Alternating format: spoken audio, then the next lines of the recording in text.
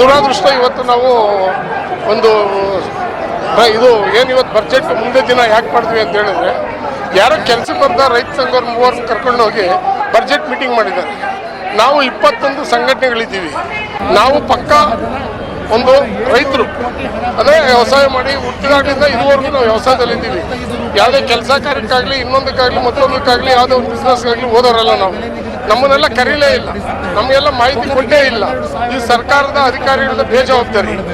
ಯಾರನ್ನೋ ಒಂದು B team ಅಂತ ಹೇಳ್ತಾರೆ. ಬಿ ಟೀಮು ಅಂದರೆ ಲೂಟಿ ಹೊಡೆಯೋ ಟೀಮ್ ಕರ್ಕೊಂಡು ಯಾರಾದರೂ ಬೇರೆಲಿಗೆ ಅಷ್ಟೇ ಮಾತ್ರ ಒಳ್ಳೆಯರಿದ್ದಾರೆ. ನಮ್ಮ ಭಾಗ್ಯರಾಜ್ ಒಬ್ಬರು ಒಳ್ಳೆಯವರು ಹೋಗಿರೋದಿಲ್ಲ. ಈಗ ಇನ್ನೆಲ್ಲರೂ ಗೊತ್ತಿರೋರು. ಅದರಿಂದ ಏನಿವತ್ತಂದರೆ ಬೆಂಗಳೂರು ಸಿಟಿಯಲ್ಲಿ ಇರ್ಬೋದು, ರಾಜ್ಯದಲ್ಲಿ ಇರ್ಬೋದು, ರಾಜ್ಯದಲ್ಲಿ ಅಕ್ರಮ ಸಕ್ರಮ ಮೊದಲು ಬಿಜೆಪಿಯಲ್ಲಿದ್ದಂಥ ವಿದ್ಯುತ್ ಶಕ್ತಿ ಅಕ್ರಮ ಸಕ್ರಮ ಯಥಾವಸ್ಥಾಗಿ ಜಾರಿ ತರಬೇಕು. ಯಾಕೆಂದ್ರೆ ಈಗಾಗಲೇ ಮೈನಸ್ ಕಂಪ್ನಿಗಳು, ಬೈಕೋ ಕಂಪ್ನಿಗಳಿಂದ ಎಲ್ಲ ಫೈನಾನ್ಸ್ ತಗೊಂಡು ಎಲ್ಲ ಆತ್ಮಹತ್ಯೆ ಮಾಡ್ಕೊಂತವ್ರೆ.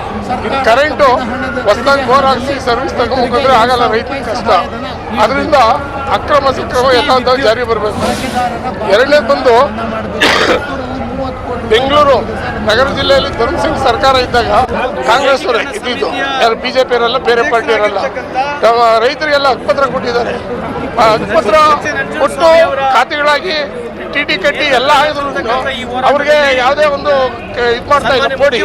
ಅದರಿಂದ ಪೋಡಿ ಮಾಡಬೇಕು ಅಂತೇಳಿ ಈ ಮೂಲಕ ನಾವು ಒತ್ತಾಯಿಸ್ತಾ ಇದ್ದೀವಿ. ಈಗಾಗಲೇ ಮಾನ್ಯ ಸಚಿವರು ಸಂತೋಷ್ ಲಾಡ್ ಬಂದಿದ್ದಾರೆ, ನಾವು ಕೊಟ್ಟಿದ್ದೀವಿ ಮನವಿ, ಅದನ್ನು ಸ್ವೀಕರಿಸಿದ್ದಾರೆ. ಅವ್ರು ಮುಂದೆ ಏನು ಮಾಡ್ತಾರೆ ನೋಡ್ಕೊಂಡು ನಾವು ಮುಂದಿನ ಕ್ರಮ ತಗೋತೀವಿ. ಇದೆ ಸಂಘಟನೆಯಲ್ಲಿ ಇವರು ಯಾಕೆ ನಮ್ಮಲ್ಲಿ ಸಂಘಟನೆಗಳಲ್ಲಿ ಒಂದೊಂದು ಥರ ಆಗಿರೋದ್ರಿಂದ ಕನ್ನಡ ಸರ್ ಈಗ ಹಂಗಾಗಿಲ್ಲ. ಇದು ಕರ್ನಾಟಕ ರಾಜ್ಯ ಏಕೀಕರಣ ಸಮಿತಿ ಆಗಿದೆ. ಆ ಸಮಿತಿ ಆಗಿರೋದ್ರಿಂದ ಖಂಡಿತವಾಗಿ ಮುಂದಿನ ದಿನಗಳಲ್ಲಿ ರೈತರು ಒಗ್ಗಟ್ಟಾಗಿ ಒಂದು ಹೋರಾಟ ಮಾಡೋ ಒಂದು ವಿಶ್ವಾಸ ನಮಗಿದೆ. ಅದರಿಂದ ನಾವು ಮಾಡ್ತೀವಿ.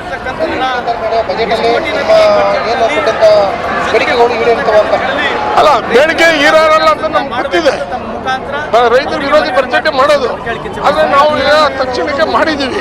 ಇವತ್ತು ಒಂದು ಹೋರಾಟ ಶಾಂಪಲ್ ಆಗಿ ತುರ್ತಾಗಿ ಆಗಿಲ್ಲ ಅಂದರೆ ಮುಂದಿನ ದಿನಗಳಲ್ಲಿ ನಾವು ಇದ್ದಿದ್ದು ಬೃಹತ್ ಹೋರಾಟ ಮಾಡೋಕ್ಕೆ ನಾವು ತಯಾರು.